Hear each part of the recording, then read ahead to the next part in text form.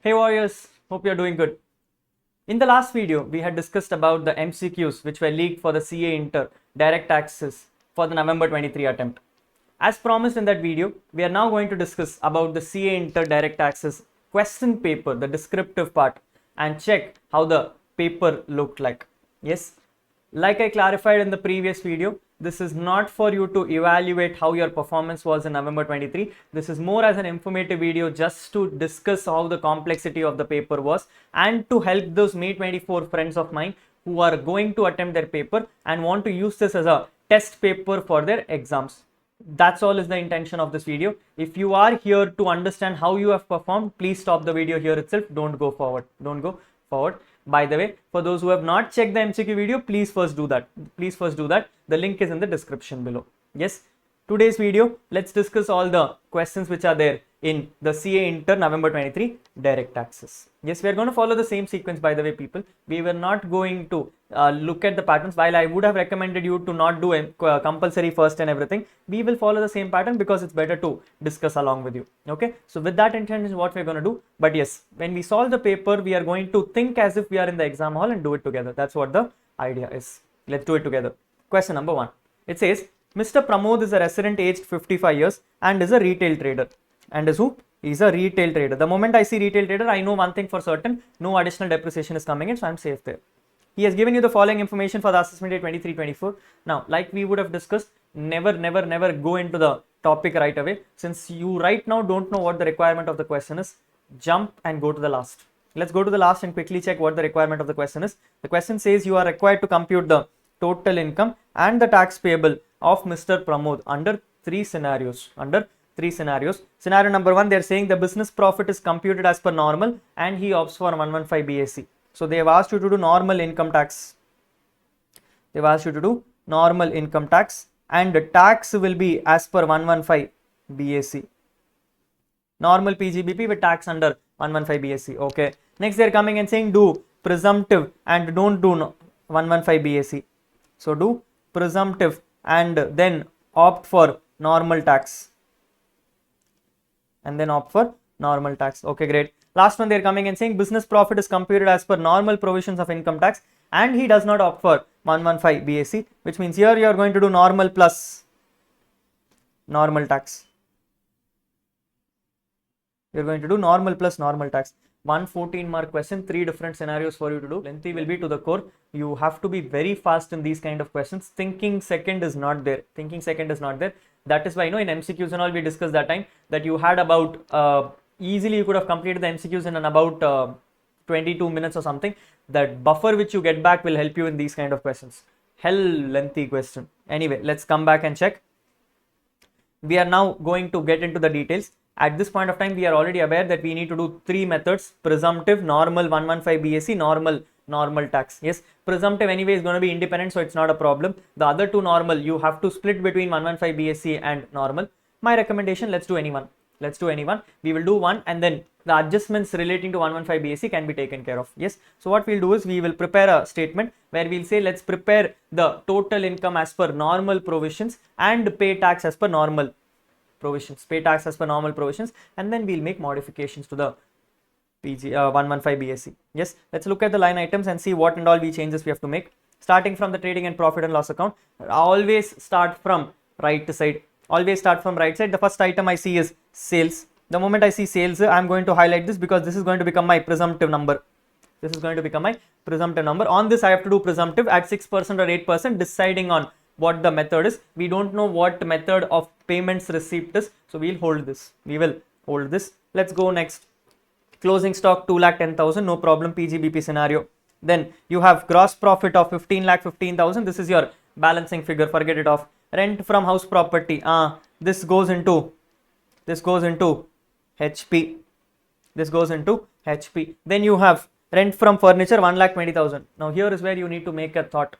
Obviously rent from furniture is not going into HP, definitely not going into salaries, nothing to do with capital gains. Leaves you with 2 options, either PGBP or IFOS. You now need to make a choice whether you want to keep this under PGBP or move it to IFOS. Honestly speaking, the question says he's a retail trader, which means he's not in the business of letting out of furniture, which means this is a other source income. This is an other source of income. Then they're coming and saying opening stock is 1,15,000, purchases is 55,40,000, transportation is 1,20,000. All are PGBP items. I don't have a problem. I'm going forward. Gross profit carry forward is a balancing figure. Then you have salaries of 3,40,000. No problem. PGBP. Rates and taxes is 24,000. Again PGBP. Administrative expenses is 3,25,000. Again PGBP. Depreciation is given as 80,000. At this point of time, I need to hold my horse and check whether this is as per books or as per income tax. No information given, assume as per income tax. Right now allowed. Right now allowed. We will come back and make modifications in case the additional information has different thoughts. Going forward, you have net profit of 10,46,000. So I have captured the net profit as 10,46,000 under the head PGBP because I'm going to do as per normal provisions. Right now, this is what it is. This is what it is. Let's now check the additional information. Let's check the additional information. It says all the sales are by account pay check or through bank transfers. Which means they have come and told me that the sales are happening through bank transfers. Why have they come and told? Presumptive taxation comes and says that if you are going to receive your money within the due date of return filing and the money is received by permissible modes, the percentage of presumption will be at the rate of 6%. The percentage of presumption will be at the rate of 6%. Let's figure out the number. It is 70,80,000. It is 70,80,000 into 6%. Number is 4,24,800. So if at all you go under presumptive taxation,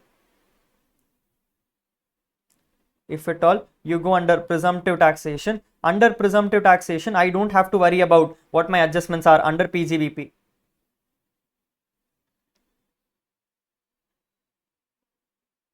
I don't have to worry about my adjustments under PGBP. PGBP is assumed to be taken care of. So therefore the direct PGBP item will become 4,24,800. 4,24,800. Now do keep this in mind that even though you are going to opt for presumptive taxation and you have a number directly at net profit, this still is not going to change your other heads of income. That is why the rent from furniture is now important, because if you are consider it as a part of PGBP, that becomes a challenge. Because net profit does not have the rent from furniture, should move to IFOS, because those incomes are still taxable even under presumptive taxation. So right now my presumptive PGBP is 4,24,800. Single shot answer is over. We now need to check for the balance incomes and then compute taxes later on. Okay, let's go forward. It says the opening stock and closing stock has been overvalued by 15,000 and 20,000. So opening stock is extra by 15,000, closing stock is extra by 20,000. If closing stock is extra by 20,000, it means profits are showing more. I need to reduce 20,000. If opening stocks are more by 15,000, it means my expense are higher by 15,000, which means I need to bring down my expense by 15,000. Net, what is happening? There is an overvaluation of stock by 5,000. That is closing stock, which means my profit is extra by 5,000. I need to come down and reduce my profits. So I'm going to take a note of this. I'm going to come and say less overvaluation of stock.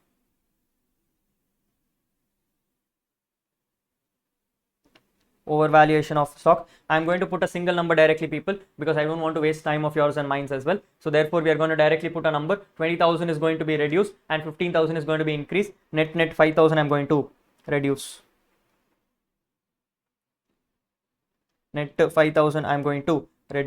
Polama, yes, can we go forward? Great. I'm also going to take this liberty and consider and reduce the other incomes also. So the rent from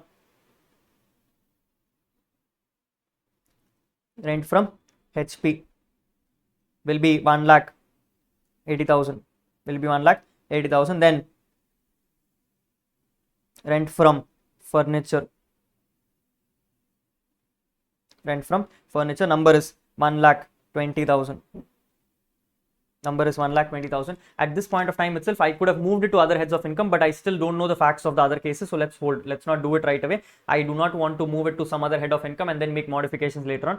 Right now, I'm going to hold the discussion. Yes. So I'm going to put the numbers just like that. Yes. I am following the same pattern I would have done it in exam, people. Stay with me.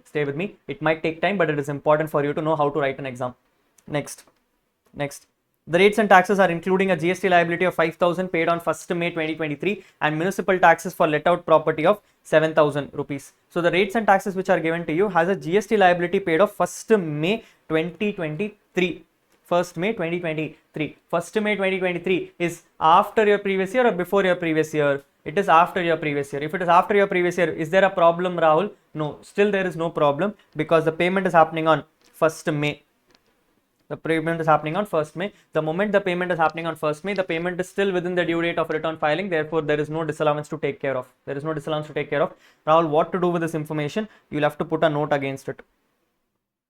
You'll have to put a note. The note will come and say, even though the payment has happened after the due date, after the previous year, since the payment is happening before the due date of return filing, section 43B comes and says that you can claim this as a deduction in the year of incurrence. In the year of incurrence, since it is already there in the P&L, there is no further adjustment to be done. There is no further adjustment to be done. Rahul, in exam, I have not written 43B and all, no problem. No one is going to cut marks for not writing a section. But if you have not explained the provision, you will definitely lose marks. You will definitely lose marks. That alone you have to keep in mind. Next, after the GST liability, they are coming and saying that the municipal taxes for let out property is given as 7,000 rupees. Municipal taxes for let out property is given as 7,000 rupees. Now, obviously, since house property is going to be moved to another head of income, the municipal taxes corresponding also will also move to another head of income. So, I'm going to put another item called as add.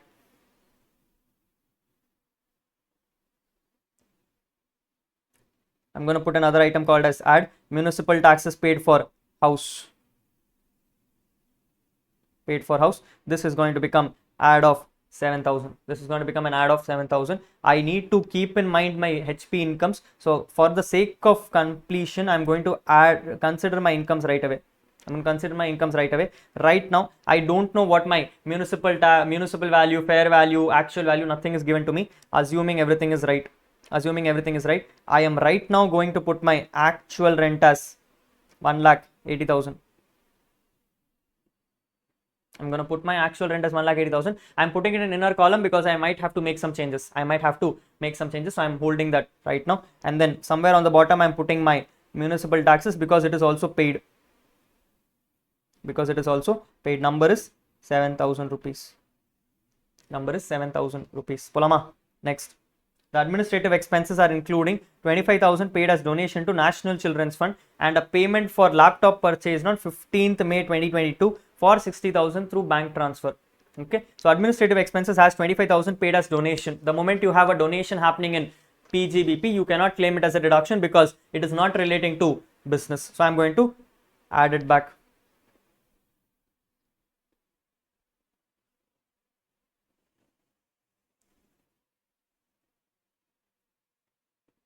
I'm going to add it back. I'm going to add back another 25,000, but please keep in mind this donation is happening to NCF, National Children's Fund, and therefore you will be eligible for ATG if you do normal provisions. Now, Rahul, how to check? If you remember my classes, I would have told you anything with the word national or minister will directly go to 100% without qualifying limits. Except for one item called as Prime Minister Drought Relief Fund. Everything will go to 100% without qualifying limits, which means 25,000 is fully eligible for ATG. 25,000 is fully eligible for ATG. Somewhere here I'm going to put less Chapter 6A. Less Chapter 6A. The item is ATG. The item is ATG. National Children Fund. Amount eligible is full 25,000. Amount eligible is full 25,000. Yes. Apart from this, they were coming and telling that my administrative expenses also have something called as a payment for laptop purchased on 15th May for 60,000 rupees. Now you have purchased a laptop and put it under administrative expenses. Can you do that? No. First of all, accounts itself is wrong. That itself is a qualification for you. But the point is you have had a laptop in the question. Therefore, you need to disallow this. Because you are now eligible for capital expenditure depreciation. So you need to reduce the whole number and you will be eligible for depreciation. I don't know what my depreciation for other assets are, so I'm going to hold this.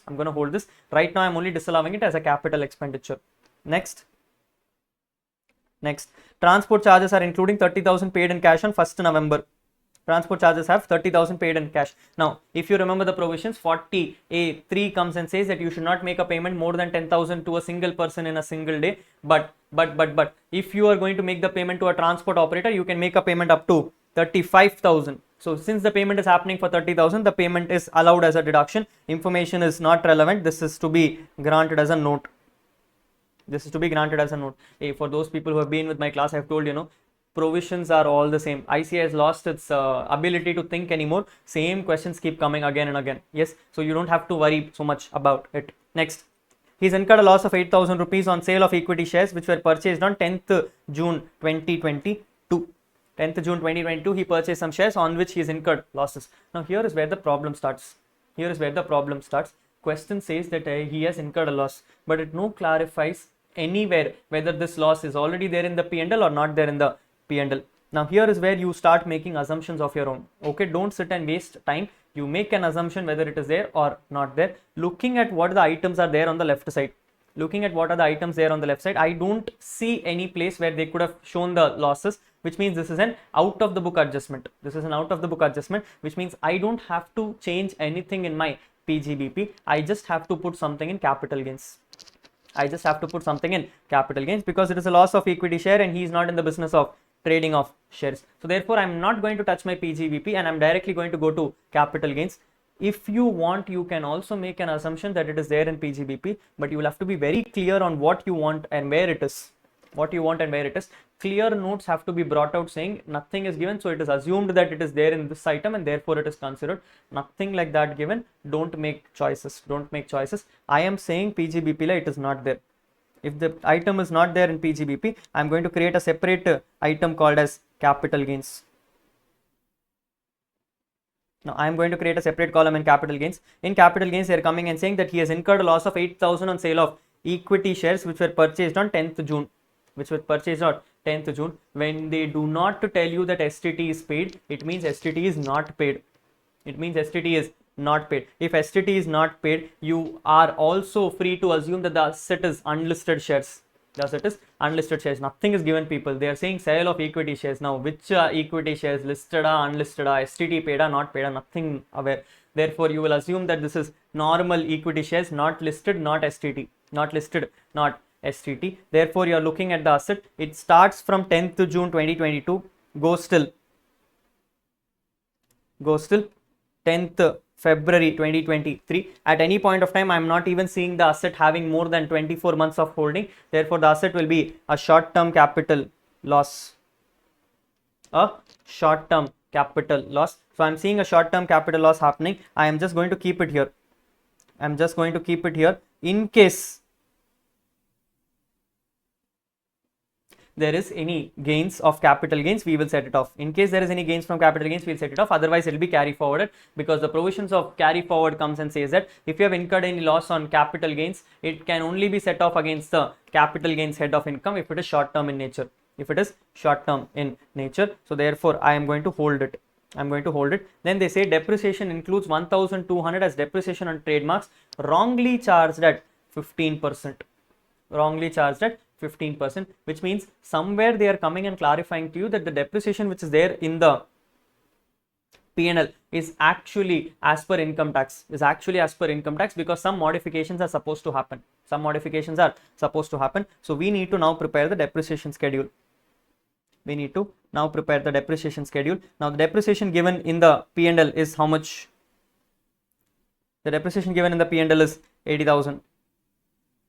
Yes, in this 80,000 rupees, they are saying 1,200 is trademark of 15% charge. So I am going to first remove this. As wrong depreciation. Number will become 80,000 minus 1,200, 78,800. Yes, Rahul, why is it wrong, Rahul? Because it's a trademark. Trademarks are intangible assets eligible for 25%. So I am going to now find out how much will be my 25% of depreciation. How will you find out, Rahul? 1,200 is the depreciation divided by 15%, which means the asset was worth 8,000. On this 8,000, I am eligible for 25%. Therefore, the depreciation which I should have claimed is 2,000. Add the extra depreciation. You are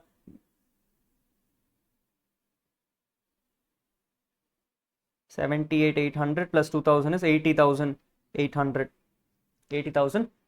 Yes, so your depreciation should have been 80,800, but do hold. Please remember that somewhere on the top you had a payment of laptop made, which means you are eligible for depreciation on that also. Laptop was purchased on 15th May 2022, which means it is put to use for more than 180 days, which means laptop is now eligible for a depreciation of 40%. So let's put that number also. 60,000 into 40%, number will become 24,000. Number will become 24,000. So therefore 804 and 1,04,800. The actual depreciation which you should have claimed is 1,04,800, but you have claimed only 80,000. You have claimed only 80,000. So how much extra are you eligible for, Rahul? You are eligible for 24,800. You are eligible for 24,800. So right now I am going to say less depreciation eligible 24,800. Less depreciation eligible is 24,800. Clear? Yes, let's go forward. He says he deposited 50,000 in PPF account and has paid life insurance premium of 60,000. Again, not clarified whether this payment is happening through PGBP or not. I am assuming it is not there in PGBP because it is not told where it is there. So I am going to take it as an out of book adjustment. It says 50,000 is in PPF account and paid life insurance premium of 60,000. Both are ATC items. So I am eligible for 1,10,000. So therefore ATC I am eligible for 1,10,000. Why, Rahul? Fully eligible because you have a limit of 1,50,000. You can claim the 1,10,000 in it. Then he's saying he paid interest of 70,000 rupees on loan availed in 17-18 for higher education of his wife. This is 80E. Income tax comes and says that if at all you have taken a loan for higher education for self, spouse, children or any dependent children, you are eligible to claim the interest on those loans under 80E for a period of 8 years. This is 17-18, which means right now you are eligible. What are you eligible for, Rahul? You are eligible only for the interest component. Again, not clarified that it is there in the PGBP net profit, so I am assuming it is not there. So I am going to put it under 80E. How much? 70,000. I'm going to put it under 80E, 70,000. Yes. Is there any further thing? No. Quite a simple, straightforward question. I think that is why they gave you three options. And your question is already over. Wonderful. Which means they have not even given you any adjustment under HP also. I can complete my HP quickly. Yes. I'm saying that the actual rent is 1,80,000. No information given to you. Assume this is your GAV. So I'm going to put directly as outside column. I'm directly going to put it in my outside column. Next, this is my municipal taxes. So municipal taxes will be reduced, arriving at my NAV. NAV number will become 1,73,000. No interest, nothing is given. So therefore, just reduce your 30% of standard deduction. 1,73,000 into 30% number will give you 51,900. 51,900. Reduce this number, it will become 1,21,100. 1,21,100. This is your income from house property. With 1,21,100 as your income from house property, even if you opt for presumptive, this is the same number. Even if you opt for 115 BAC, it will be the same number. So I am going to put it under presumptive also as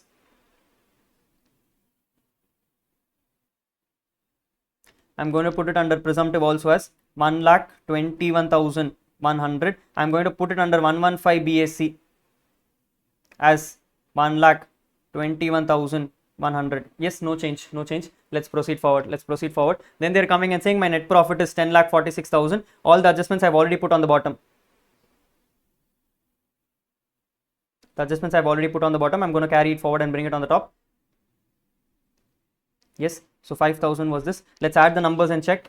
It is 5,000 plus 1,80,000 plus 1,20,000 plus 24,800.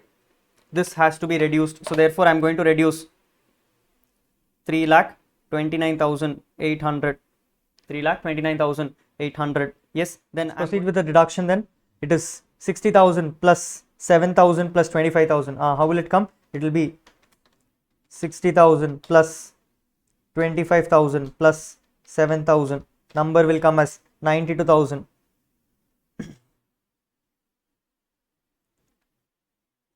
Number will come as 92,000. Let's get the totals.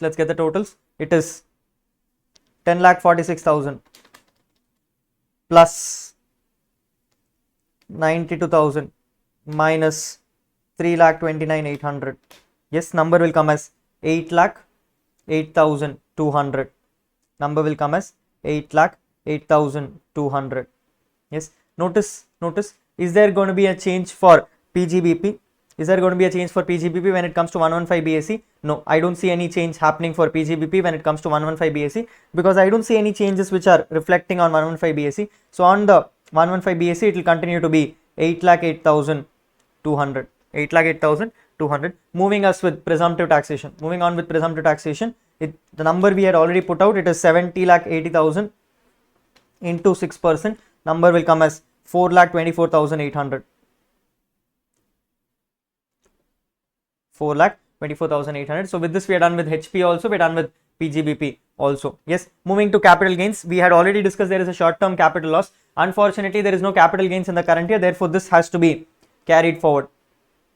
Now, if you just write carry forward, it will not be suited. Exam may cut you marks out. You have to write carry forward for a period of 8 assessment years. Provided the return is filed on time. Yes, so with this, capital gains is also done, leaving us with the next item called as IFOS. If you remember, in PGBP we did rent from house property and rent from furniture. House property has already gone to HP chapter. Furniture is pending. So let's put that rent from furniture. I see the amount as 1,20,000. Now this 1,20,000 will obviously be taxable in all the three cases.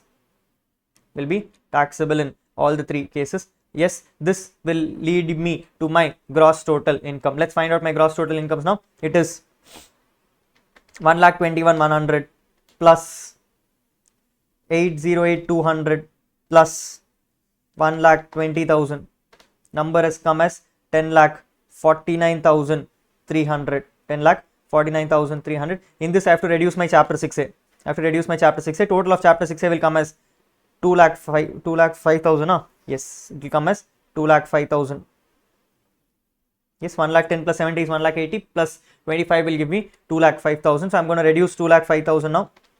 Number comes as 8,44,300. 8,44,300. This is my total income.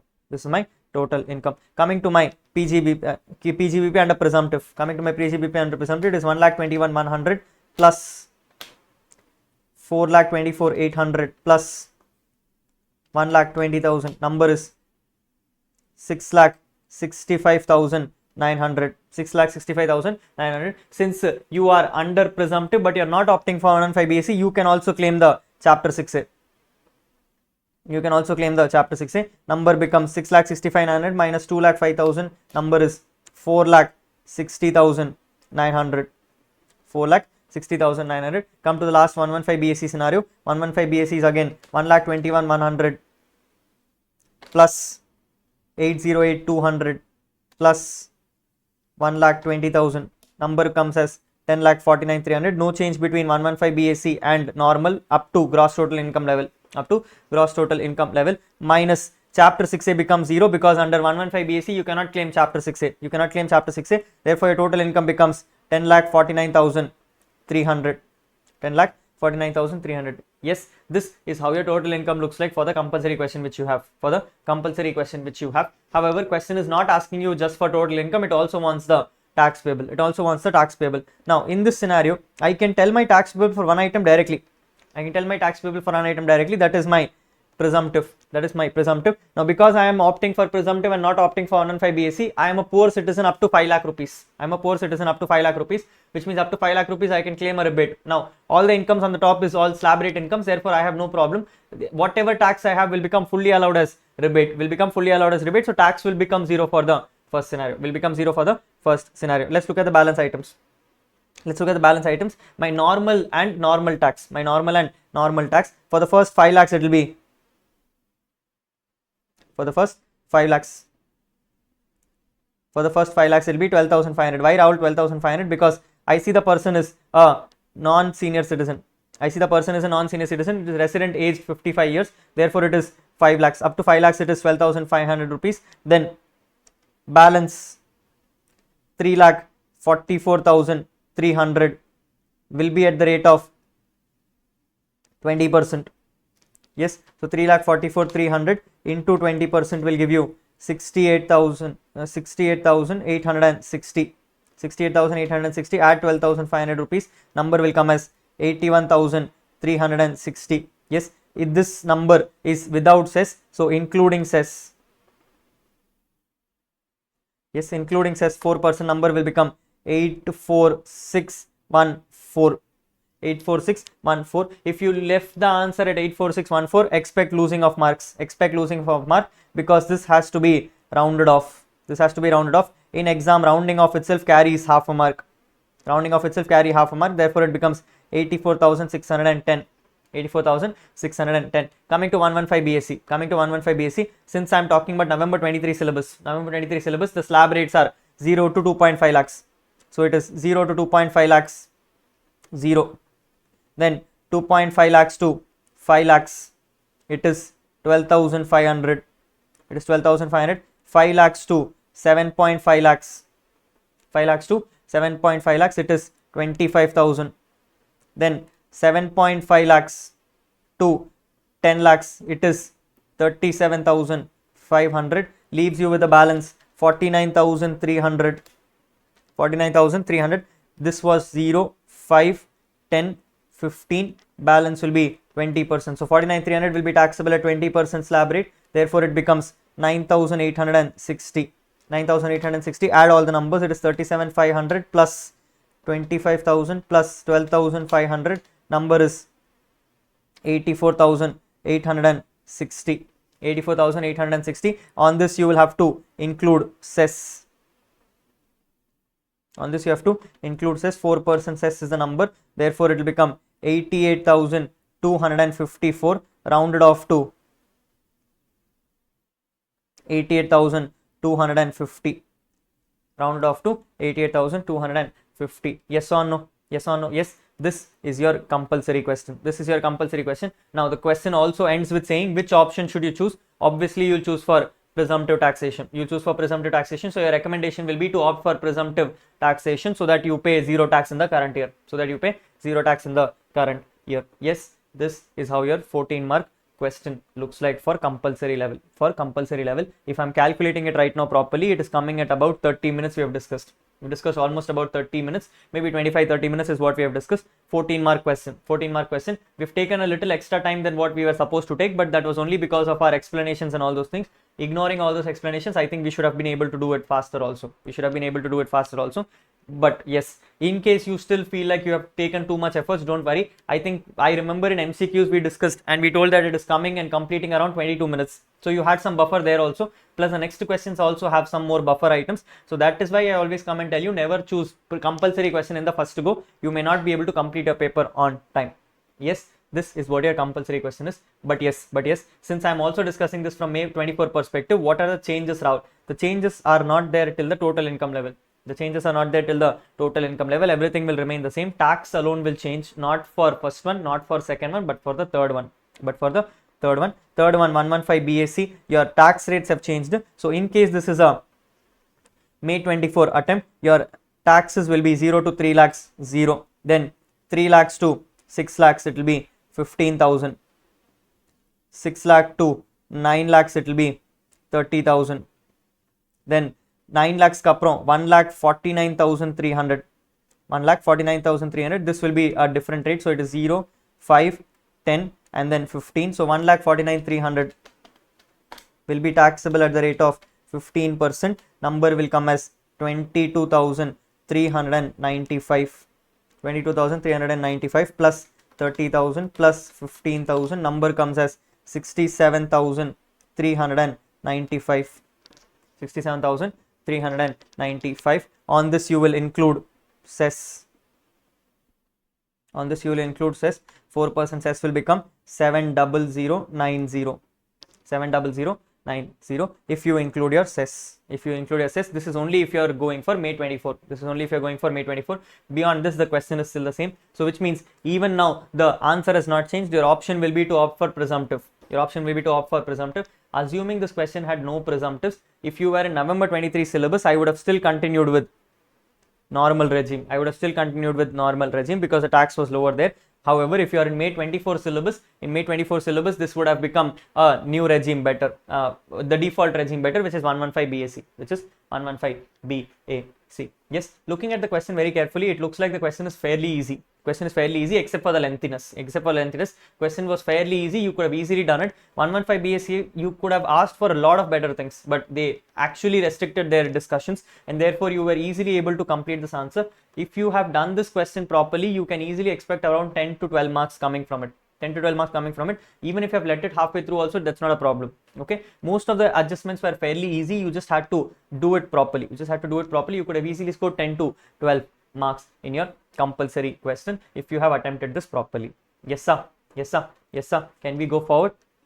Perfect. This marks the end of question number 1. Let's move to question number 2. It says state yes or no if whether the following transactions can be treated as income deemed to accrue or arise in India. Straightforward theory kind of question.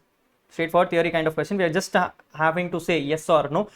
And have they told you to tell reasons also? No, they simply want yes or no, whatever. But please understand, 3-mark question and 6 adjustments, which means half a mark for each. You should give some notes. That will be important for you. Okay, you may lose marks if you had not given your appropriate notes also, so please keep those in mind. Let's look at it properly. It says higher charges paid outside India for the use of machinery situated in India. They're asking whether income is deemed to accrue or arise in India. Notice machinery is situated in India. The moment an asset is situated in India, the income corresponding to it will be taxable in India. So therefore it is yes. Next, income of a non-resident and non-citizen of India from shooting of cinematographic films in India. Income deemed to accrue or arise in India has a concept called business connection. There is an exception which comes and says if a non-resident or a non-citizen of India does a cinematographic film shooting in India, it will not be deemed as a business connection in India and therefore will not be taxable in India. Therefore, this answer is no. Next, capital gains arising through a transfer of a house property situated in India. Place of registration, place of payment is happening outside India.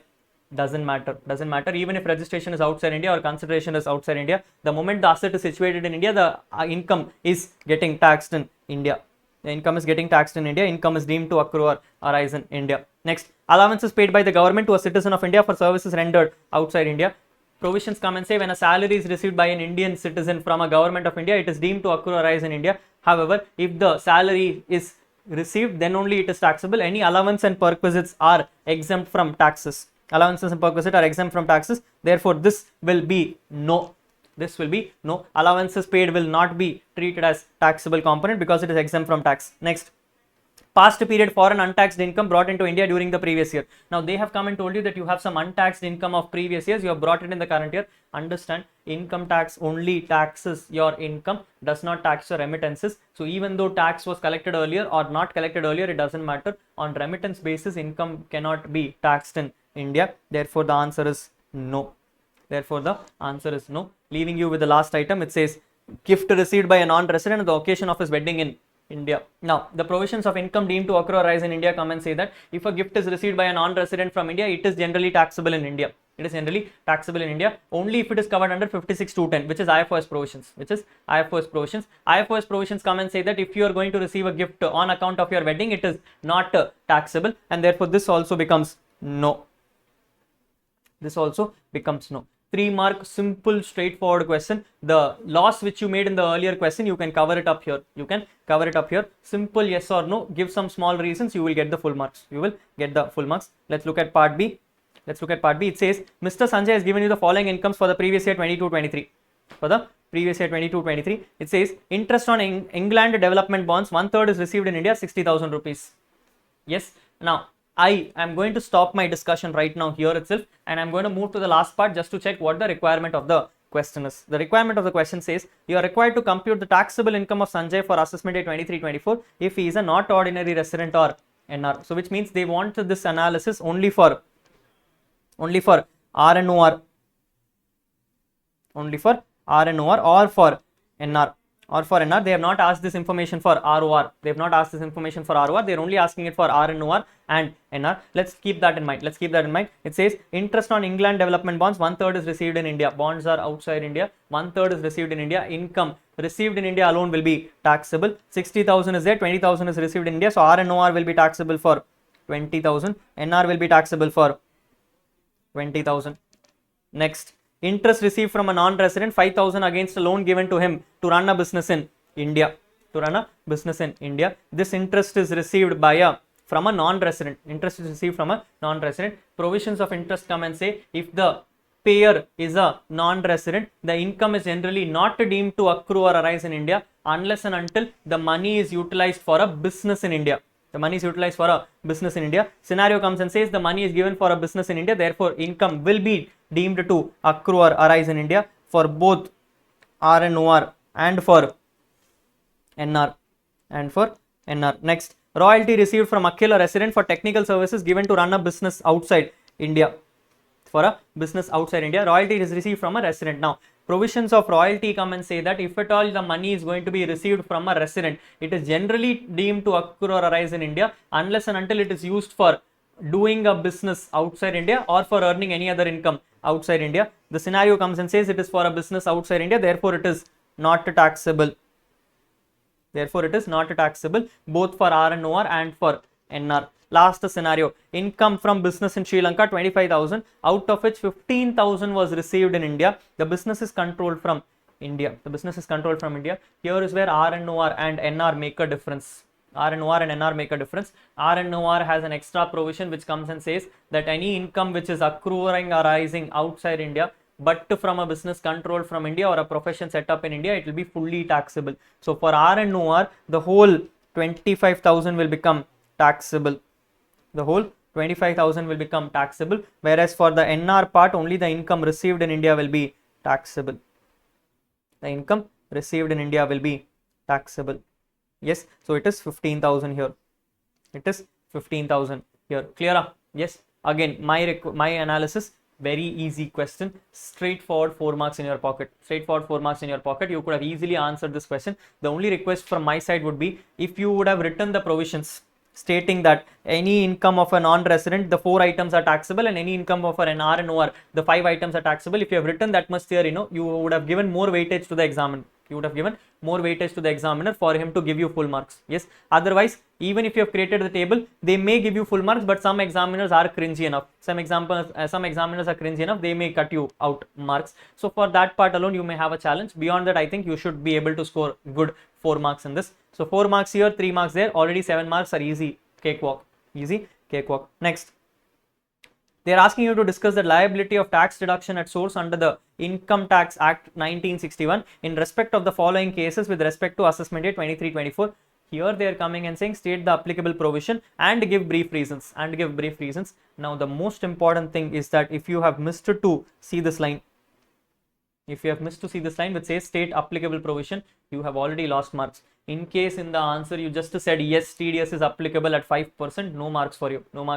You have to write the provision fully, which means you need to write saying if at all the person is a person receiving so and so money above 30,000 rupees, TDS is applicable at so and so rate, example, and all those things. Yes, you need to quote the whole section before you write the analysis. If you have not done this, you will lose marks.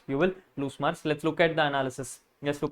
It says XYZ is a resident partnership firm, is in retail business, buying fabric materials regularly from ABC, a resident proprietorship firm. So there is a resident proprietorship firm buying some materials from another resident proprietorship firms. This looks to me like 194Q.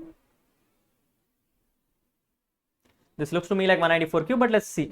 It says the details of the transactions are given to you. This person has made an advance payment on 1st April 2022 for 40 lakh rupees, then payment for supplies on 2nd July for 20 lakh rupees, and then again made an advance payment on 4th August 2022 for 12 lakh rupees. Yes, provisions of 194Q come and say that if at all you are going to make a payment, then it is on payment or credit in the books, whichever is earlier. All the 3 scenarios are looking like payment scenarios, so all the 3 have to be considered in the current year, irrespective of the fact that it is an advance.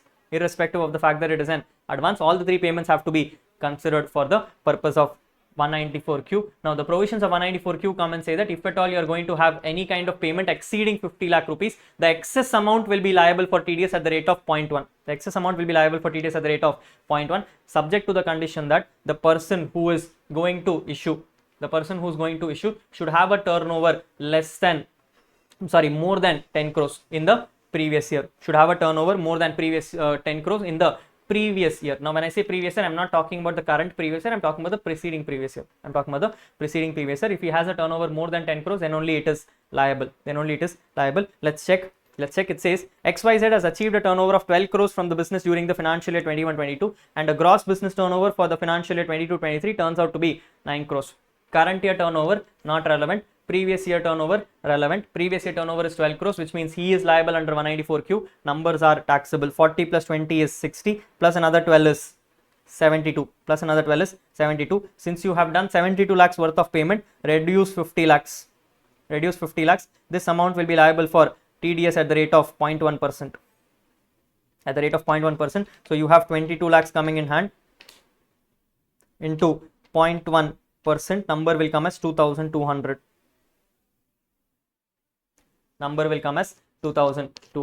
This is what the provisions are coming and saying. Yes or no? Yes. Next. The gross business turnover of ABC is given as 6 crores. Now why is this given to you? In case TDS was not applicable, TCS might have become applicable if the collector had more than 10 crores. Here it is not more than 10 crores, so it doesn't matter. 194Q will still remain. Next, they are coming and saying, will your answer be same if the gross turnover of XYZ during the financial year 21-22 includes 4 crores towards supply of material for charitable purpose? Now, here is where they have taken a shift. They are coming and saying that the turnover which is given, the 12 crores. 4 crores is not pertaining to business. The 4 crores is pertaining to charitable operations, which means it is not from business, which means now your business turnover is only 8 crores. They are asking you whether it is liable for TDS or not liable for TDS. Now I told you 10 crores. What you may have missed out or may have not missed out is to check for the person. Look at the person. Person is a firm. You need to now check whether firms the 10 crores limit is applicable or not applicable. Firm 10 crore limit is applicable or not applicable. I will show it to you in the book so that you see it better. Let's look for TDS 194Q. Notice the provisions under 194Q. It comes and says the buyer is required to deduct TDS on payment or credit, whichever is earlier. No TDS is required to be deducted in the following cases: where the total sales, gross receipts, or turnover of the buyer from the business carried on from him, is in the immediately preceding year up to 10 crores. Now, notice carefully. They say from the business carried on him should be more than 10 crores, and there is no restriction on it being an individual or HUF. People would have made a mistake to come and assume the fact that this applies only for individual and HUF. Answer is no. Those provisions are only for hijacker. Which means in this scenario also, since 4 crores is coming from charitable organizations, TDS will not apply under 194Q.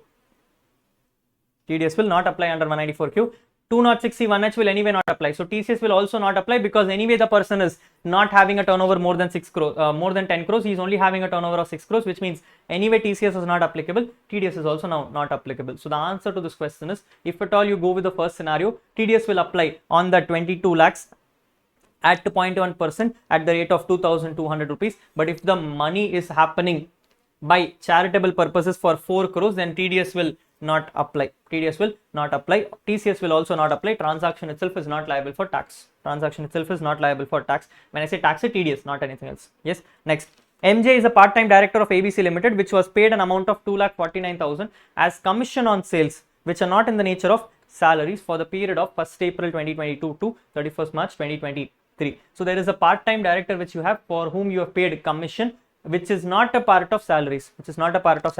Why have they clarified it is not a part of salaries? Because income tax comes and says if it is a part of salary, 192 will apply and you have to do average rate of tax. But since it is not a part of salaries, now you need to check what other section will apply.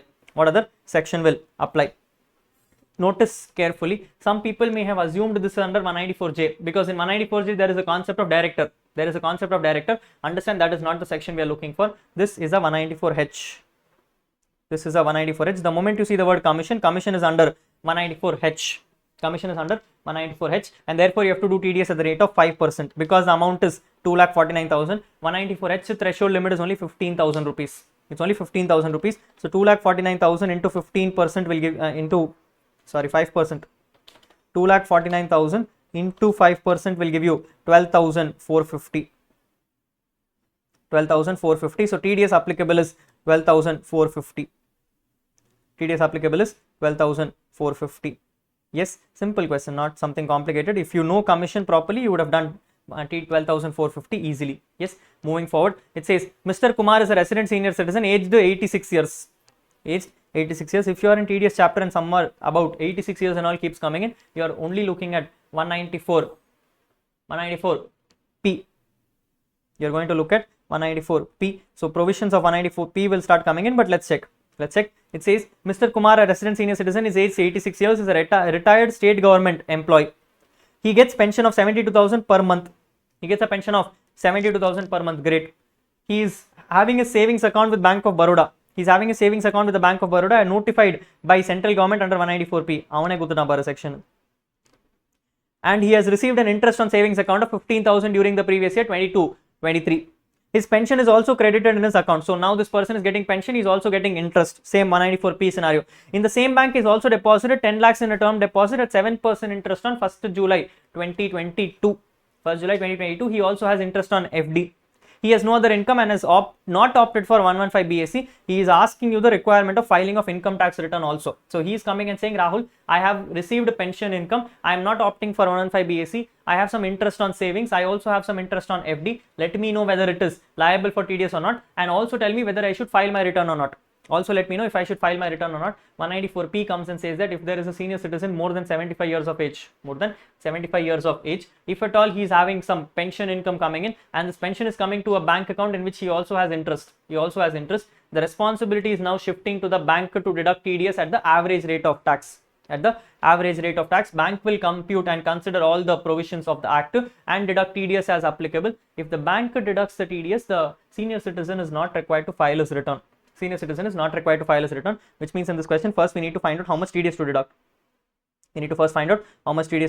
Let's look at the scenario. I am coming and saying that Rahul, there is a pension which this person is receiving. So salary income is going to be 72,000 into 12. 72,000 into 12. Number is coming as 8,64,000. 8,64,000. Rahul, why is it fully taxable? Because in salaries chapter you would have learned pension Puerto Rico, uncommuted pension is fully taxable. So 8,64,000 is going to become taxable under the head salaries. But for those small people who might have forgotten this very carefully, you have to give standard deduction of 50,000 rupees. Because the person is not opting for 115 BSc, you need to give him a standard deduction of 50,000 rupees. In case you have missed out, your answer is already wrong. Number is come as 8,14,000. 8,14,000. Then you move to IFOS income. In IFOS, you have two kinds of income. One is called as savings, one is called as FD. In savings, he has got how much? He's got 15,000 rupees. In FD, he's got how much? In FD, he's got 10 lakhs. 1 lakh and 10 lakhs. 10 lakhs into 7%. Which means 70,000, but he has received this interest only from July. So July, August, September, October, November, December, January, February, March, 9 months into 9 divided by 12. Number will come as 52,500. So 52,500 plus 15,000 will give you 67,500. 67,500. This is what is your interest income. I don't see any other income, so I'm going to add these two incomes. Number comes as 8,81,500. This is your gross total income. Now the problem is you are a resident senior citizen, therefore you are eligible for 80 TTB of an additional 50,000 rupees. You can claim additional 50,000 rupees in 80 TTB, therefore number becomes 8,31,500. 8,31,500. This is your total income. Now on this total income, you are liable for taxes. because he's not opting for 115 BSc, you have to do normal slab rates. The person is more than 86 years, which means up to first 5 lakhs, it is 0. Then 5 lakhs to 8,31,500 will become taxable at the rate of 5%. So therefore, you are going to become taxed for 3,31,500 at the rate of 5%. Number is going to come as 16,575. 16,575. Since your income is more than 5 lakh rupees, you are not a poor citizen and therefore you are not eligible for rebate. Add cess. Add cess. What is the cess number? Cess number is 16,575 into 4%. Number is 663. 663. Add the number, it becomes 17,238 rounded off to 17,240. 17,240, which means the scheduled bank will have to deduct TDS at the rate of 17,240. So the answer is the bank has to now deduct TDS at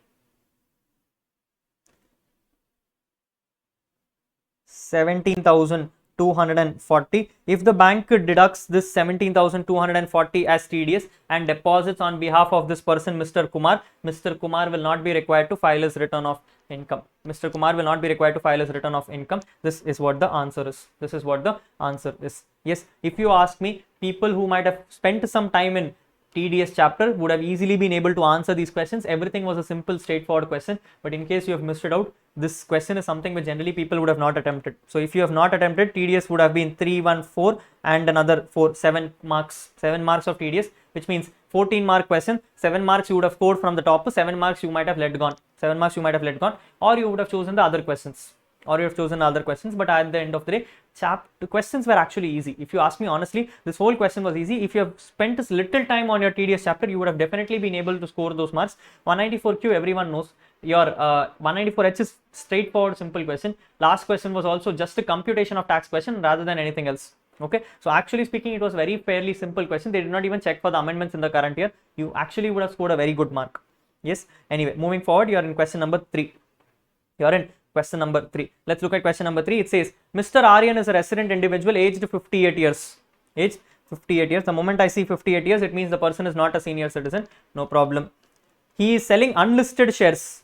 On 17th May 2022 for a consideration of 10 lakhs, which means your actual consideration is 10 lakhs. The shares were bought on 1st August 2012 for a consideration of 2 lakhs. So there is a person who has sold unlisted shares at a consideration of 10 lakhs when the purchase was bought for 2 lakhs. Mr. Aryan has paid a brokerage of 2,000 for the sale of shares. 2,000 for the sale of shares. Okay, great. Mr. Aryan has deposited 5 lakhs in a capital gains account on 15th June 2023, which is before the return filing due date for assessment year 23-24. So he has deposited 5 lakhs in the capital gains account savings scheme. Now for what he has bought this, no one knows. They might have bought it for what? I have no idea. Let's check. Yes, it says they have deposited 5 lakhs in the capital gains account savings scheme on 15th June 2023. The reason I'm a little worried is because if at all this is 54 EC, then you cannot even deposit in capital gains scheme. If it is for 54, then it is not eligible because it is a share sale, which means the only thing which you can think of is 54F. Which means he should have deposited net consideration. He has only deposited 5 lakhs out of it. That is what my worry is. Let's check.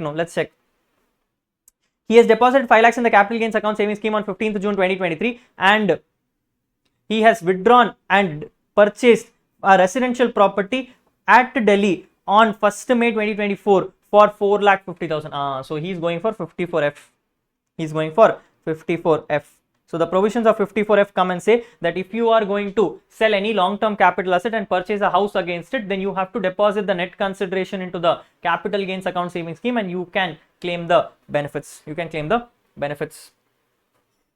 Next, on cost inflation index is given as 200 rupees and 2023 is given as 331 rupees. You are required to ascertain the capital gain amount which is chargeable to tax. Tax treatment with mention of the relevant assessment year for the unutilized amount. tax treatment for the unutilized amount, you need to mention that also. You need to mention that also. Why, Rahul? Because understand 54F comes and says that if at all you are going to buy a house, you need to buy the house within a period of 2 years. Within a period of 2 years from the end, from the date of transfer. When did he transfer? He transferred it on 17th May 2022. He transferred it on 17th May 2022. So he should have bought the house by 17th May 2024. 17th May 2024. He has bought one house for 4,50,000 on 1st May, which means obviously balance 50,000 was never utilized. Balance 50,000 was never utilized, which means that amount will now become taxable. That amount will now become taxable. How to do this, Rahul? A little tricky question, but stay with me. I will help you out. I'll help you out. The tricky question is you need to first find out the capital gains. So let's first do the capital gains. How will we do the capital gains? We will come and say full value of consideration is 10 lakhs. Full value of consideration is 10 lakhs minus you have been given cost of transfer, amount is 2,000. Amount is 2,000. So therefore his net consideration is 9,98,000. His net consideration is 9,98,000 minus, since the asset was held for more than 24 months, it is indexed cost of acquisition. It is index cost of acquisition. When what is the index? Your purchase price is 2 lakhs. So therefore it is 2 lakhs into 331 divided by 200. Yes, so it is 2 lakhs into 331 divided by 200. Number becomes 3,31,000. Number becomes 3,31,000. This 3,31,000 will be reduced from 9,98,000. The number will become 6,67,000. This 6,67,000 is your long-term capital gains. But you now need to claim an exemption. Now notice carefully. This person has actually deposited 5 lakh rupees before the due date of return filing, which means on that date I thought I will deposit 5 lakhs. Which means I am eligible for exemption basis 5 lakhs. How will you do this, Rahul? I am saying if I would have deposited 9,98,000, I would have got an exemption of 6,67,000. If I would have deposited 9,98,000, I would have got an exemption of 6,67,000. I have only deposited 5 lakhs. Find out x. How will you find out x? Cross multiply. Yes. So therefore it is 5 lakhs divided by 9,98,000. 5 lakhs divided by 9,98,000 into 6,67,000. Number is coming as 3,34,168. 3,34,168, which means the only exemption I can claim is 3,34,168. Yes, so let's find the number. 6,67,000 minus 3,34,168. Number will become 3,32,832. So this is my taxable capital gains. In the assessment year 23-24. Now what is happening is this person is coming and saying that, Rahul, after I deposited 5 lakh rupees, I only utilized 4,50,000 out of it. Balance 50,000 I forgot to utilize. Income tax says that if you have forgotten to utilize, it will become taxable in the year of violation. Which means in the year 24-25. So PY 24-25, it will become taxable. Rahul, what will become taxable? They are coming and saying if at all you have violated the provisions, the amount will become taxable. Now, you need to understand carefully that the withdrawal is 50,000 rupees. Which is unutilized. You cannot tax the whole 50,000. Because that was the net consideration amount. So, which means you need to do the same logic once again. You are saying 9,98,000 to 6,67,000. 5 lakhs it is 3,34,000. Therefore, 50,000 it will be 3,417. So what will be the tax implications, Rahul? This unutilized amount of 50,000 rupees, because it is unutilized and not considered within the respective due dates, this will become taxable to the extent of 33,417, which means the LTCG which you claimed as exemption earlier will now become taxable of 33,417. This will become taxable in the previous year 24-25.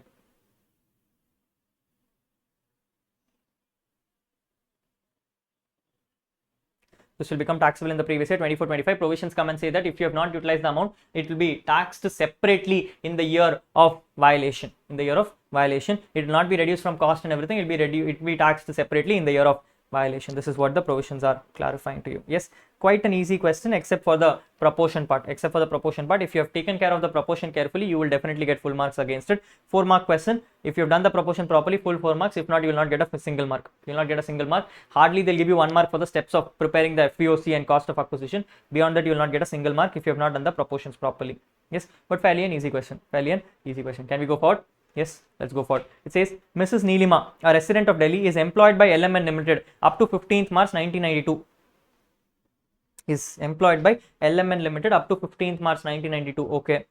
At the time of leaving LMN Limited, she was paid 3,50,000 as leave salary, out of which 59,000 was exempted to tax under Section 1010 AAA.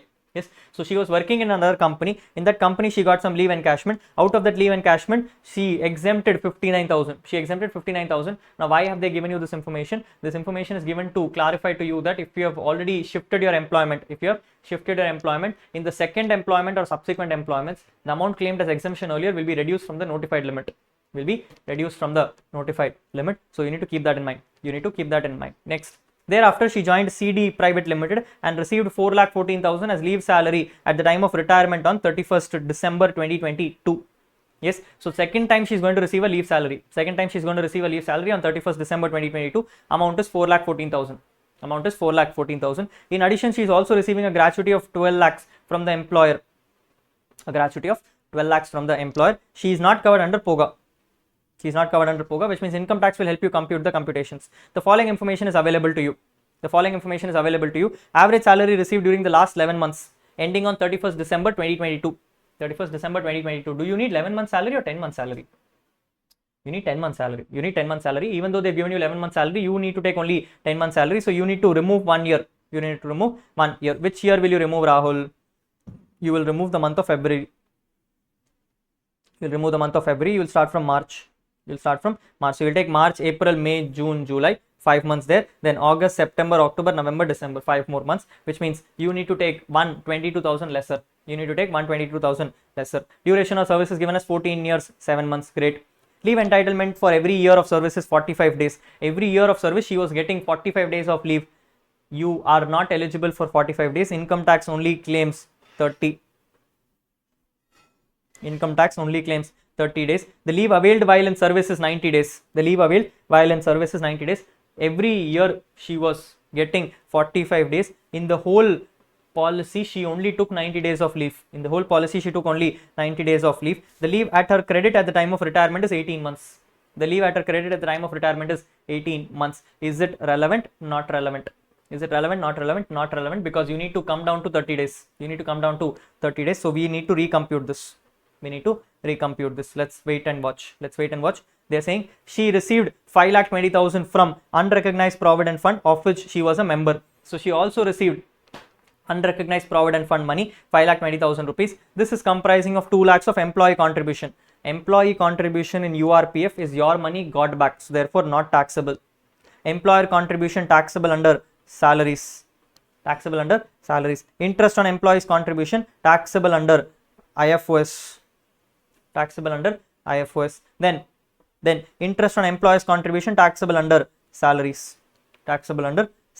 You are required to compute a total income for the assessment year 23-24, clearly showing all the workings. Required to ignore 115 BSc. Now they are asking you only for the current year information, people. Don't come and sit and do things for LMN Limited. That's an old year. Look at only the current year.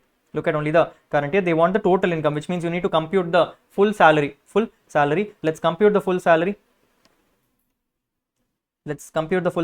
I am coming and saying particulars and amount. Now understand, this person has worked from February to December. Are you bothered? No, you are not bothered because you are only bothered from April. Understand, you are doing assessment year logic. Even though they've given you salary from February, that is only for the purpose of average computation. For your income tax purposes, you are only taxable from April. Because Feb and March last year itself you would have paid tax. Hello.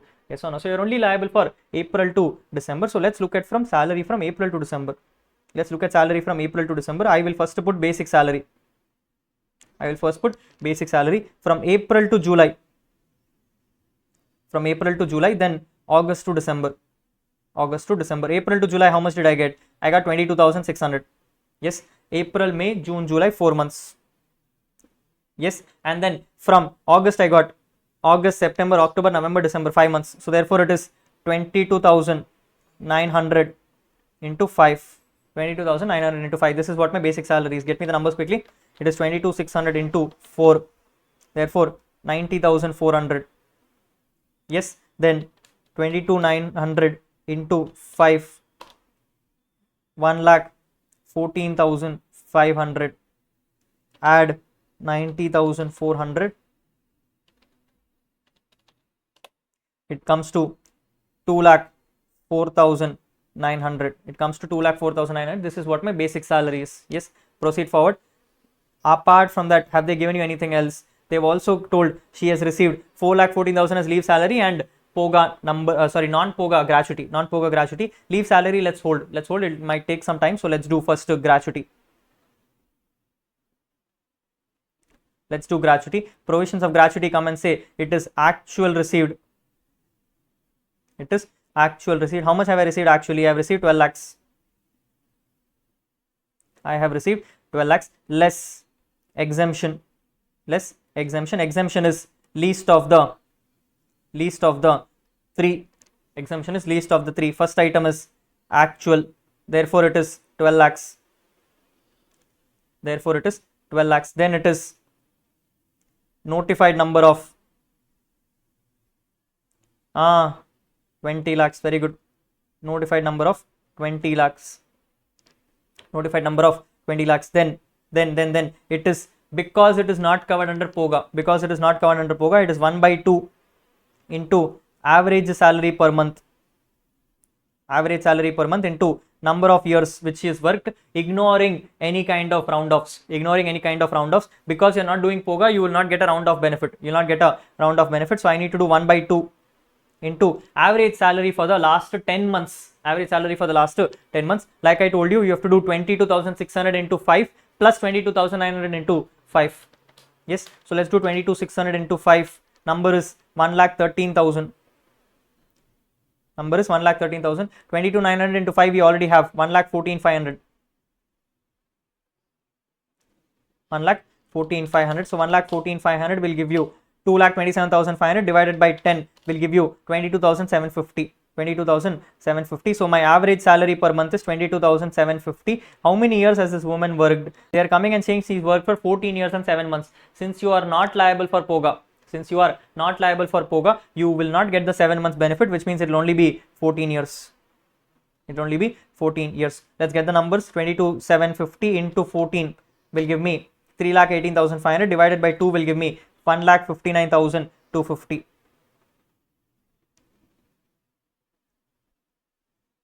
Will give me 1,59,250. Least of the 3 is 1,59,250. Check. Least of the 3 is 1,59,250. Therefore, exemption amount is 1,59,250. 1,59,250. Reduce this from 12 lakhs. You will get 10,40,750. 10,40,750. Leave finished gratuity. Let's now start with leave encashment. Leave encashment provisions are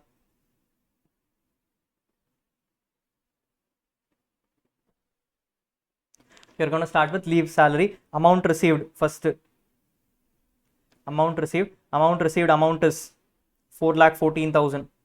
Amount received is 4,14,000. Yes, less exemption. Least of 4. Very good. Least of 4. First item is actual. Therefore 4,14,000. 4,14,000. Then it is average salary for 10 months. What is average salary for 10 months, Rahul? I have already computed it here. No, it is 22,750 into 10. So therefore it will be 2,27,500. 27,500. 3, it is notified limit. Now notified limit has changed for May 24. So people who are doing May 24, the number may be a little different. November 23 number was 3 lakhs. November 23 number was 3 lakhs, but please understand 3 lakhs cannot be claimed fully because 59,000 is already claimed as exemption earlier. Therefore you need to reduce the 59,000. So remove 3 lakhs less the 59,000. Number is 2,41,000.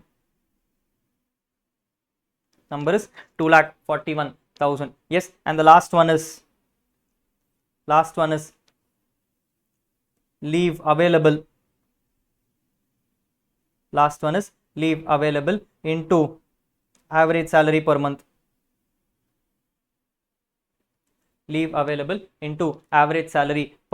Now notice this.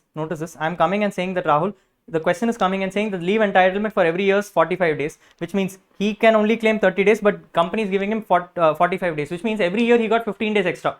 Or in simple words, half a month extra. We can do that way also, no? We can come and say 14 years is there. Half a month extra he got, which means 7 months extra he got. So which means this 18 months can become 7 months reduction, it will become 11 months. This is one way to do it. Option number 2, you have to sit and compute. You can come and say, Rahul, 30 days into 14 years. So 30 days into 14 years will give you 420. Days. In this 420 days, you claimed leave for 90 days. Therefore, number will become 330. In this 330, you have to make it in month format. Therefore, it will become 11 months. No matter how you do it, the number is still the same. You can use either way. You are eligible for 11 months leave only.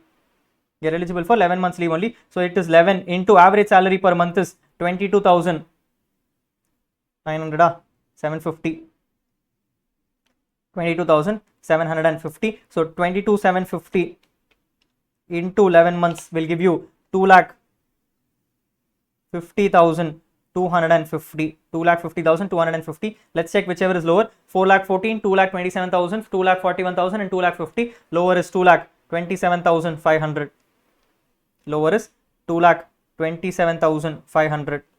Which means in this question, even if you had not reduced the 59,000, you would have still not lost any. You would have still not made any loss. The answer would have still come out right. You might have just lost a step mark. Apart from this, the answer would have still come out the same. You do not have to care about it. Therefore, the number would become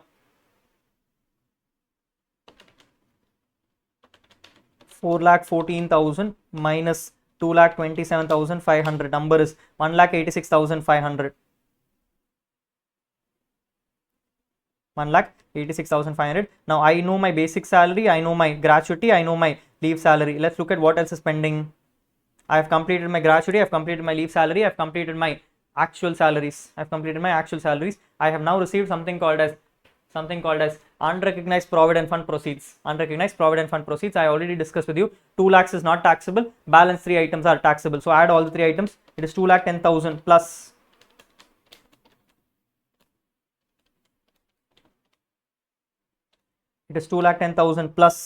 Then 60,000 plus 50,000. Number will come as 3,20,000. So you can say URPF proceeds. Number is 3,20,000. Now I did tell you that interest on employee contribution is under IFOS, and it is definitely under IFOS. Rahul, will the total income change? No. Classification may be different. For those people who have studied with me in the class, I have come and told you that interest on employees contribution is taxable under IFOS. But for some reason ICA has this thing where they come and put it under salaries itself. So ICA has a different way of interpreting things. Ideally speaking, in the market it is under IFOS, but ICA comes and says it is under salaries. So it's a problem that way. We don't really know what the right answer is. Whether you put it in the salaries or you put it under IFOS, the answer will not change. Maybe here and there step marks could be a challenge for you. Beyond that, I think the answer will remain the same. So let's not worry too much about it. Okay. Is there anything else pending? Is there anything else pending? No, nothing else is pending. So let's total the numbers. Let's total the numbers. It is 2,04,900. It is 2,04,900 plus 10,40,075. 750 here. Yeah, 10,40,750 plus 1,86,500 plus 3,20,000. Number will come as 17,52,150. 17,52,150. If you are following the format properly, you will know this is called as gross salary. You will know this is called as gross salary, which means immediately you need to now reduce something called as standard deduction. If people are missing this out even now, something is wrong with you. Something is wrong with you. Number will come as 17,02,150. 17,02,150. I don't see anything else in the question. Question is asking you for total income. So the total income answer is 17,02,150. 17,02,150. A fairly good question. A fairly good question. I'm not saying it's very easy question. A fairly good question, because some things here and there you may make calculation mistakes. Okay. Gratuity and all, you definitely can get the right answer. Basic salary 100% you'll get the right answer. What you may have predominantly made mistakes is the fact that they have given you salary from February. So you might have taken extra 2 months. You might have taken extra 2 months. You will lose marks there. Next, you might have done average salary using February salary also. Using February salary also, you may have lost marks there also. Apart from that, you may have scored a good mark. Apart from that, you might have scored a good mark. So average salary might have made a mistake. If average salary is wrong, gratuity will wrong. Leave encashment is also wrong. Final total answer will also go wrong. Beyond that, you should definitely get some good marks. Should definitely get some good marks. So be careful about these kind of questions. Noticing and being careful about the question is the first trick of solving an exam paper properly. Careful. Very good. Let's move forward. From the following, calculate the taxable amount under the proper head of income for the financial year 22-23 of Mr. L, who is a resident and 56 years old. So I need to calculate the taxable amount and the proper head of income. Taxable amount and the proper head of income. There is a person called L who is a resident and 56 years old. Keep this in mind. I am saying the reason should form part of your answer. Okay, let's make it a reasoning. They say dividend of 50,000 is received in April 2022. So this person has received a dividend taxable under the head. Taxable under the head IFOS.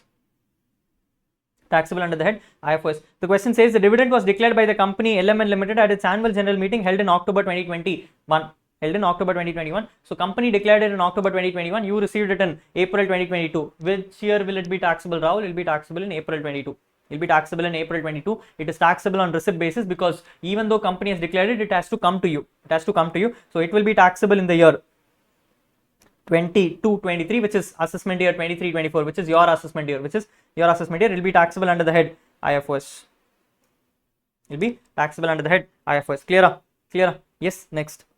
Advance forfeited amounting to 1 lakh rupees on 1st May 2022 at the negotiation for transfer of capital asset did not result in transfer of capital asset. You had a forfeiture happening. Advance money you collected, you forfeited that advance. Any forfeiture happening after 1st April 2014 will be taxable under the head IFOS. Will be taxable under the head IFOS. So this is going to become taxable under the head IFOS. Clear cut question. Next, cash gift received from non-relatives on the occasion of marriage of son. Now we are again under IFOS. Notice IFOS provisions. Provisions come and say that if you are going to receive any cash more than 50,000, it is taxable. Exception come and say that you can receive gift on account of your marriage. Is it your marriage or your son's marriage? It is your son's marriage. So therefore, if it is your son's marriage, you will not get an exemption. It is not even from a relative, because it is from friends. Therefore, this amount is fully taxable. Last one. During the financial year 22-23, he received 99,000 as pension from employer of deceased wife. He received pension from employer of deceased wife. I have told you in the classes also, whenever you receive something as a money for the death of someone else, it will never be taxable in your hands. It cannot be taxed in your hands, because it is their money. You cannot be taxed for their incomes. So therefore, it will be exempt from taxes. Very, very easy question. I have never seen ICI generally asking these kind of questions in question number 3. Has never happened generally earlier. Maybe the salary question was a little complex, so they put it off here. A fairly easy question for which 4 marks is a giveaway. It's a pure giveaway. So which means B, you may have made some mistakes. A was easy. A was easy. You had to just remember the proportion part. B was a little tricky part. C was complicated. C was easy. If you ask me, I might have left this question only.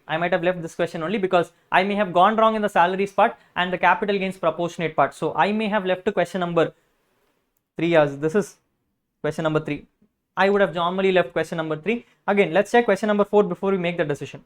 Let's check question number 4. No, let's make the decision after we look at question number 4. Question number 4 comes and says, Mr. J is a resident individual and is furnishing you the following information for his income and other details for the previous year 22-23. For the previous year 22-23, they are giving you the following information for his income statement. Most likely looks like a clubbing and set off question. Yes, let's look at the set off and clubbing question. It says, income from owning and maintaining horse races will be taxable under the head other source. It is an income. Leave it off. Income from crossword puzzle solving. Income from crossword puzzle solving. Other sources. Next, income from agricultural land in Haryana. This is exempt from tax. This is exempt from tax. Then, dividend income from domestic company 15,000 taxable under IFOS. Expenditure incurred in collecting the aforesaid dividend ignored. Dividends Puerto Rico. The only exemption you can claim, the only expenditure you can claim as deduction is interest cost. The only expenditure you can claim as deduction is interest cost. You cannot claim any other expenditure. This collection money and all is not allowed as a deduction. Will be ignored from question. Don't make that mistake. Income from cycling business PGBP. Loss from warehousing facility for storage of edible oils. For those of my friends who have learnt it in my class, edible oils will be the favorite thing you will remember. Because it is not a specified business. You have not claimed 3580 deduction. Which means you can set off this losses against the income on the top. Which means this losses will be set off against the income on the top. The new PGBP income is now 50,000. I'm holding. Next, share of losses from PR associate, a firm having 4 equal partners in which he is a partner. He has received a share of loss from a partnership firm. You will remember that a share of profit from a partnership firm is exempt from tax. The moment the share of profit is exempt from tax, the loss is also exempt from tax. Therefore, it is not taxable. Next, the following items have been brought forward from the assessment year 2021, which means right now this is what your incomes are. I'm going to put it out on the right side just for my convenience. Other sources 40,000, agriculture, crossword puzzle 30,000, then dividends 15,000, then you have income from cycling business 50,000. This is what I have right now. Now in this, notice carefully, one of those incomes are special incomes. 30,000 is a special income, which means against this I cannot set off any losses. I need to be very careful about this before I set off any losses. To that extent, you have to be in mind. Yes. Next, they're coming and saying the following incomes are the brought forward for you. It says brought forward loss of house property. Provisions of carry forward come and say that if you're carrying forward any losses from previous years, it can only be set off against the same head of income. Do you have any income from house property? No. Therefore, this income will get carried forward. Ignore the information. It will be carried forward. Next, loss from activity of owning and maintaining horse races. Do you have any income from owning and maintaining horse races? Yes, you have an income from owning and maintaining horse races. You can carry this forward. You can set this off in the current year. Therefore, 37,000 is the income in the current year. Loss in the last years. 40,000 is the income in the current year. The revised income will now become 3,000. The revised income in the current year will now become 3,000. So I'm going to carry forward my 3,000. I'm going to keep my 3,000. I'm going to keep my 3,000 and my 30,000. Because 30,000 anyway you cannot set off any losses. Pull up. Next, loss from gambling. I don't know how the hell did you carry forward a loss first of all. Okay, a loss from income from gambling cannot have any deductions or set offs against it. You can never have any expenditure from a gambling. So which means loss is not possible. If loss itself is not possible, how the hell did he carry forward first of all is the question. This is a wrong information. Ignore it off. ICA is loving to play with you, no, nothing else. Yes, ideally you can never have a loss from gambling. That too from a carry forward period definitely will not happen. If you try to claim such losses in your income tax return, assessing officer will come and catch on your head. Okay, he will come and catch your head and he'll come and say, "Day, unukku income tax seriyana edukkaga vandirukena keppan straight." Okay, you cannot have such loss from gambling and all. Definitely not a carry forward. Definitely not a carry forward. Next. You have unabsorbed depreciation of 15,000 rupees. You have unabsorbed depreciation of 15,000 rupees. Now provisions of unabsorbed depreciation come and say that you can set off in the future years also with any head other than salaries. With any head other than salaries. I have so many incomes pending. I have business income pending. I have other sources income pending. I have business income and other sources income pending. Let's set it off against business. So 50,000 will now become 35,000. 50,000 will now become 35,000. Hey, if you want, you can set it off against dividend also. There is no restriction. You can set it off against dividend also. I am summa doing it against PGBP because it is a part of PGBP. It is better to do it that way. Next, speculation loss. I don't see any speculation income in the current year. Therefore, this will also get carry forward. Next, Mrs. J. Who's Mrs. J? Mrs. J is wife of Mr. J. Has got a salary of 1,20,000 from PR Associates during the previous year 22-23. From PR Associates. Now, who the hell is this PR Associates? PR Associates is the firm in which he has 4 equal partners. Yes, 4 equal partners, which means he is holding 25% share.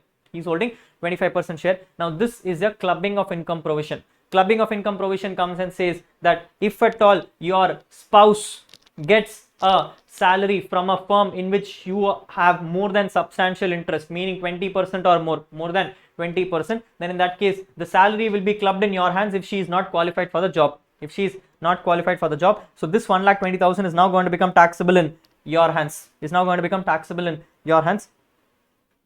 The only thing which you would have made a mistake is to not give standard deduction. If you have not given a standard deduction, you will have to put a note against it. Otherwise, you have to give a standard deduction because the word used is got. Which means this is a receipt amount. I am very sure most of the people would have made a small mistake here. Please be careful about it. You have to give a standard deduction, which means now you have one more income coming in. I am going to bring my 15,000 of dividends here. I am going to bring my 35,000 of PGBP income, and I am now going to introduce one more income called as salary income. This salary income is going to be 1,20,000 minus 50,000. 1,20,000 minus 50,000, which means 70,000 of salaries is now taxable. If you have missed out the standard deduction, you in all likelihood will lose marks. Understand, clubbing provisions come and say you cannot club the salary, you can only club the income from salaries. Meaning 50,000 has to be claimed as a deduction. You are required to compute the gross total income of Mr. J for the assessment at 23-24, ignoring the provisions of 115 BSc, which means this is all the incomes.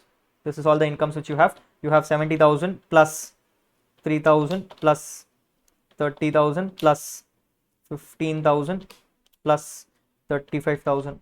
Number comes as 1,53,000. This is your gross total income. 1,53,000 is what your income is. 7-mark question. I feel quite a good question. Some complications here and there which you need to keep in mind. They try to test multiple chapters into this. Yes, using your share of loss from gambling and all those things. Multiple chapters were tested in this. A very, very healthy question is what I personally feel. With the special provision of that standard deduction, if you have missed out, you definitely will lose marks. What I was unhappy about the fact is this loss from gambling. Yes, definitely should have not done that. That's a very wrong understanding to do. You should have not done that. Yes, anyway. B. Mr. Suraj is an Indian citizen giving you the following details of income and expenses during the year 22-23. They've given you some income and expenses. Let's look at what this case is. They're coming and saying the income from profession is 11,70,000, which means this is a PGBP case. Winnings from lottery. This is a other source case. Okay. Contribution to ULIP 1971 plan for spouse. Here is where people would have got stuck. Rahul, what the hell? First time I'm hearing something called ULIP. Be careful about the thought which we had in classes. I told you, if you have seen a weird name coming in, If you have seen a weird name coming in, ask yourself a simple question: is it an investment or an income? Is it an investment or an income? This is an investment, not an income, which means you have put money somewhere. You have put money somewhere. Where and all can you put money? You can only put money under 80C. You can only put money under 80C. Even if you did not know what this was simply 80C for you. This was simply 80C for you. You just had to put it under 80C. You did not need to know the provisions. You just had to use your head properly. You would have got the right answer. You would have got the right answer. So this was supposed to be reduced from 80C. This was supposed to be reduced from 80C. Next. Check donation to National Defense Fund. Check donation to National Defense Fund. Now, when they use the word check, I don't know what it means. I don't know what it means. Anyway, the provisions come and say any payment other than cash is allowed. So therefore, check payments are considered. Check payments are considered. The wording used is National Defense Fund. Like we already discussed, whenever it is a donation and you see the word national, it is 100% without qualifying limits. It is 100% without qualifying limits. So therefore, no problem. Next. Check donation to government for promotion of family planning. Check donation to government for promotion of family planning. The moment you are going to give a donation for family planning, it is again 100%. It is again 100%, but you now have a qualifying limit. So you need to keep this in mind. Next, check donation to approved public charitable institution.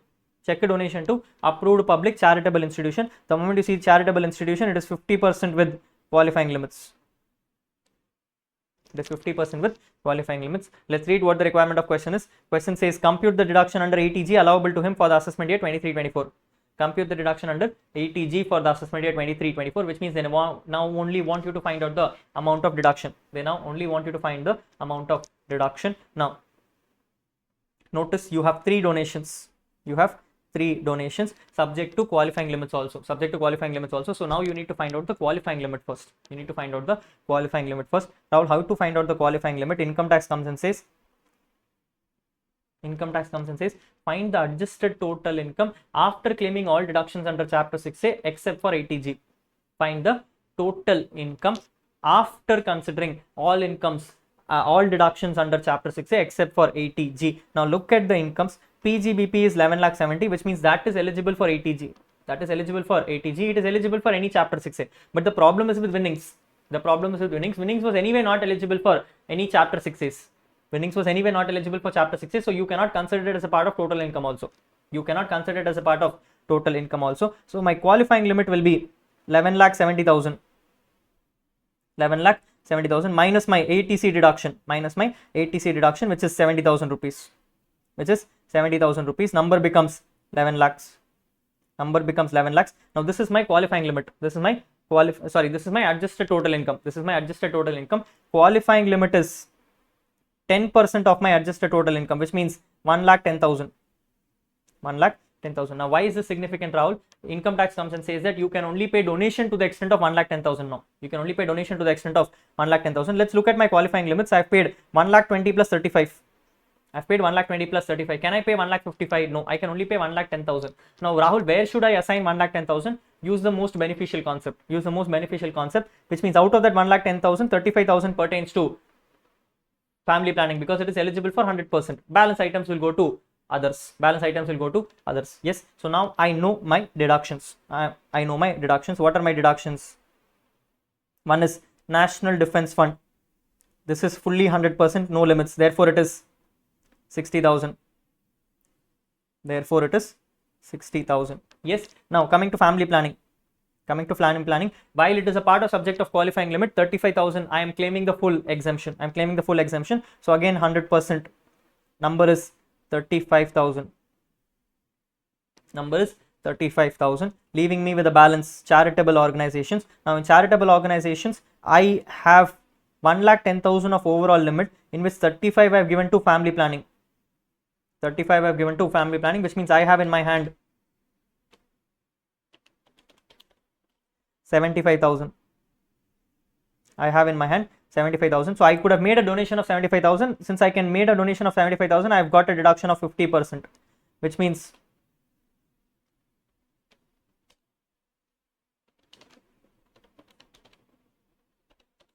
37,500. Total this number 37,500 plus 35,000 plus 60,000. Number will become 1,32,500. number will become 1,32,500. So the deduction which you can claim under 80G in the current year is 1,32,500. The deduction which you can claim under 80G is 1,32,500. The only complicated thing in the question was to remember the fact that ULIP was 80C. ULIP was 80C. You did not even have to remember it. If you would have followed my logics in the classes, you would have automatically got this as 80C only. You would have automatically got this as 80C only. If you have not claimed that 80C, that alone will be a problem for you. You may have not got the right thing. Second mistake which you could have made is the fact that you would have taken the qualifying limit winnings from lottery also. Winnings from lottery also. Understand, winnings from lottery is not eligible for any chapter 6A, so that does not form part of your adjusted total income. It does not form part of your adjusted total income. But other than that, a fairly easy question. You could have scored a 3 mark. You could have scored a 3 mark. Now let's look at what is it. Okay, what is the next question? Question number C says, explain the provisions of TCS for overseas remittance for authorized dealers. Also enumerate the rate of tax to be collected and the amount on which no tax is to be collected. A theory question for you, straightforward. A theory question for you, straightforward. If you wanted, you could have written that question, or it is an OR question for TRP. It is saying, in the context of TRP, explain the following: who is an eligible person, what are the qualifications of TRP, and who are the persons not eligible for TRP. I think the second part is a lot more easier. You had to know few things.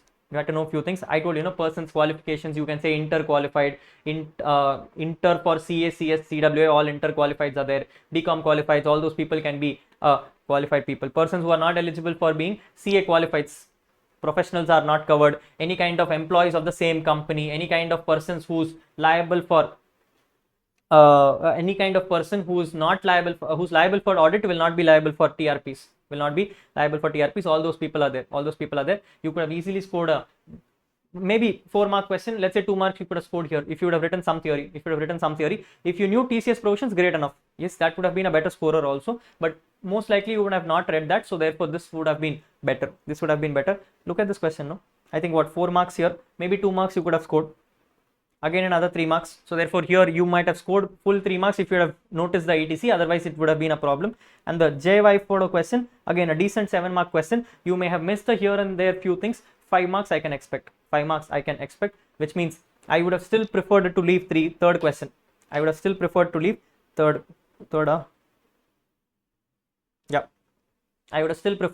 question. I would have preferred you would have done first, second and fourth question. If you have done third also, there is no problem, people, as long as you have done it properly. In fact, if you have done first and second part properly, which means capital gains and salary, if it was done properly, fourth you could have saved the theory question for yourself. Yourself from the theory question. If you have done third properly, very good. If you have not done it, my preference would have been leaving third and gone to fourth. Anyway, this is what the paper looks like. We have spent a good amount of time in this paper only because we were explaining and solving all the answers and everything. If you would have done it in your exam, you would have been a little more faster, is what my understanding is. Had you not sat and thought about things, if you have thought about things, you would have definitely faced an issue, because last I checked with my friends, apparently GST screwed it once again. This time's paper was complicated for GST part. I wouldn't say very complicated, but again, similar like direct taxes, there were some nuances here and there. Okay, so GST was definitely a paper where you might have done some errors, so therefore that could have been a challenging paper. Apart from the direct tax, if you ask me honestly, I'm not promising you that you would have got full marks in every question, but you could have definitely attempted all the questions to the satisfaction of the examiner. Yes, so you might have lost 1 or 2 marks here and there, but you could have definitely attended the paper. My gut feeling in this paper, if you have done properly, we discussed in the MCQ paper, I think you could have got how much? 18 length, we discussed 14 marks, correct? You could have discussed and easily 14 marks out of 18 marks. Here, if you ask me, out of that 42 marks, you could have easily scored about 30, let's say 30, maximum 30. Here and there few mistakes, 30 marks I could have easily scored. So 30 here, 14 there, it becomes 44 for you. You're already pass. Indirect tax, a few MCQs and a few questions, you definitely should have scored an exemption, is what my feeling is. Paper is not as complicated for you to not score an exemption. Again, at the same time, not very easy to score a very good mark also. Okay, a good paper is what I would say. What I was not happy about is to not see any out of syllabus questions, because that is what makes it exciting for you, right? But anyway, I think a decent paper for your last November 23 syllabus. May 24 things will automatically change, because there are some exciting things coming up for May 24. Amendments have significantly changed for May 24. You also have a lot of other things coming for May 24 in the terms of the pattern itself. They want to make it more analysis kind of papers and everything. So May 24 is going to be a little different from November 23 is what my gut feeling is. Again, I'm not telling you that you have not done a great job. If you have done a great job, good. Take some time, take some rest, no problem. If you have group 2 pending for your May 24, start group 2 preparations. But otherwise, if you feel like this can be a tiebreaker for you, you may have not done extremely well, or you're very confident you may not pass. Maybe now is the time to start right away. Your exams were over last week, so now you can take a few more days, but please do start your preparations for May 24. You may need that much time because by the time the results come in the month of February, it would have been a little too late for you to start preparations. If you feel like something is not tricking you or it's not working out for you, please start preparations is what my request would be, at least for direct taxes and a few more subjects, because those have changed significantly. May 24 and all, huge amendments are there for you to keep in mind. Therefore, it is important that you start your preparations right away. If you feel that you're a little bit of confidence is there also, no worries, hold back, don't jump too much. A request which I probably wanted to put out in this video for every one of you also is that a few people did reach out to me and tell me that they're not confident and they want to start May 24. They wanted to start May 24, but they're being a little reckless to the fact that they are applying for conversion right away. Again, my request, don't do it. Your ICA material is not very important, people. But at the same time, if you apply for conversion and if ICA assumes that this paper is withheld for you, it will be a problem for you. Okay, let's wait till February. There is no harm in fast. There is no harm in that. ICA will give you some opportunities to convert it later on also. Okay, so don't be very hurried to convert right now. Anyway, you're going to study for inter, you're not going to use study materials. You may only use some other materials. If you do want to use study materials also, the soft copies are available on the portal.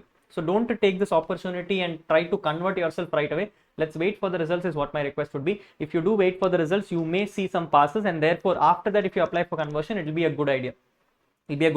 Right now, applying for conversion may take a toll on your exams is what my feeling is. So I don't request you to do it right away. Let's please hold back the conversion, at least at this point of time. You've already done your good job. Let's pray to God and work on it is what my request would be. But otherwise, if you have any friends who are planning for May 24, or if you are personally feeling like you want to prepare for May 24, please feel free to reach out to me. We can assist you with any kind of video lectures for the syllabus which is going on right now. As I speak right now in my classes, I think for May 24, we have completed all the basics. We have completed the incomes to the extent of salaries, HP and IFOS also. Capital gains is commencing from tomorrow. So we have a good syllabus covered till now. A few balance chapters, the miscellaneous is what we are going to start in another 5 or 6 days. So you have to prepare yourself on the video lectures for the heads of income part.